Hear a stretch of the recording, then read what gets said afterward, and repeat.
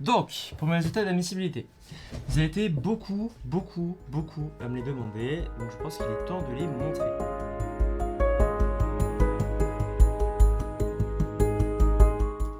On va donc commencer par CCINP. Alors, pour CCINP, je suis pas trop déçu, je tourne en maths autour de 11, en physique autour de 12, en français 11, en général je tourne autour de 10. Il y a quelques mauvaises notes. En anglais, j'ai eu 6,52. C'est pas fameux. Mais je sais pas trop quoi en dire dessus. Donc je vais pas dire grand chose sur les langues en général. De même pour le 11,30 en français, je sais pas ce qu'il vaut. Je ne sais pas comment interpréter ces notes. Par contre, je peux interpréter quelques notes qui sont les notes en sciences. Parce qu'on peut calculer le ratio de points obtenus par question faite. Et ça, c'est assez intéressant parce qu'en maths, en physique et en informatique, c'est assez proche. Et en modélisation, du coup aussi. Je tourne autour de 75% des points par question. Disons que c'est assez correct. Mais par contre, ce qui pêche vraiment, c'est vraiment le nombre de questions traitées dans ces cas-là. La chimie, on remarque que j'ai 60% des points obtenus. J'ai fait la fameuse technique de fraude qui consiste à faire le plus de questions possible pour gratter un maximum de points. D'où le fait qu'il n'y ait que 60% de bonnes réponses. Pour les mines. Bon, excusez-moi de cette petite interruption, mais je me rends compte que pour mon explication de maths 1 pour mine-pont, je me suis trompé, j'ai confondu avec l'explication pour centrale maths 1. Et donc du coup, mon explication n'a aucun sens. Pour l'explication pour mine-pont, 7,70, c'est pas énorme, mais en même temps, le sujet était assez dur. On remarque, n'empêche que j'ai un plutôt bon ratio de points. En fait, j'ai juste pas traité beaucoup de questions, mais en général, je les ai bien traitées. J'obtiens à chaque fois tous les points de la question, mais j'ai fait que 9 questions en fait. Pareil pour maths 2, je tourne à peu près avec le même ratio. Et j'ai traité 11 questions sur les 25. Pour la physique sur mine, j'ai environ 78% des points à chaque fois. Encore une fois, c'est la lenteur. 17 questions traitées. Pour la physique 2, alors la physique 2, j'ai très bien traité les questions. J'ai 136% des points. C'est beaucoup quand même. Mais j'ai vraiment traité 15 questions sur les 35. Donc c'est encore une fois la lenteur. En chimie, du coup, j'ai refait la technique qui a bien marché sur CCINP. Donc du coup, j'ai 60% de bonnes réponses. Et j'ai traité les 3 quarts du sujet. L'info, c'est cata. Alors attendez, je sais pas ce que ça fait ce rapport. J'ai traité 75% du sujet. Et j'ai 57% de bonnes réponses.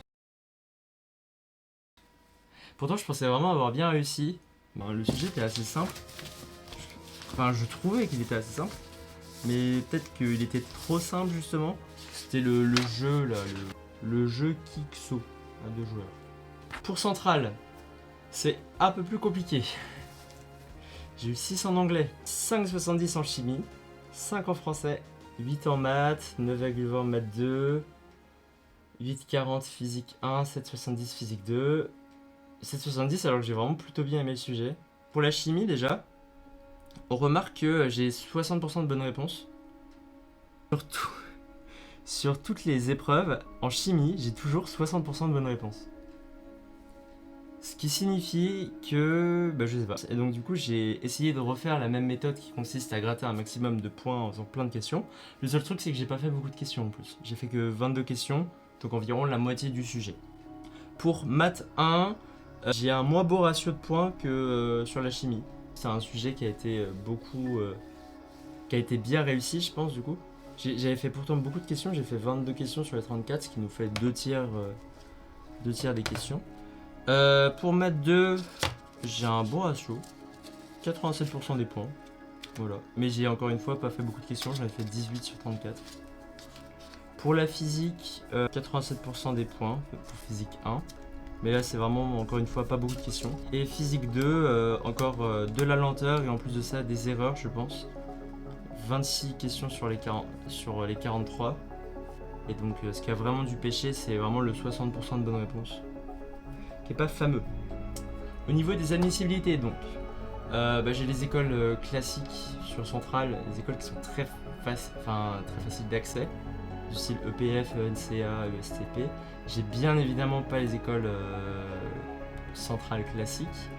Les écoles que je faisais vraiment en revanche, bah du coup ça passe pas. Pour Centrale Supélec, je suis assez loin. Pour Supoptique, je suis vraiment étonné que la barre elle soit aussi haute cette année.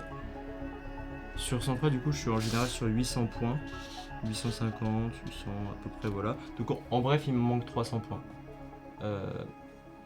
pour l'année pro. Au final, je suis quand même un peu déçu.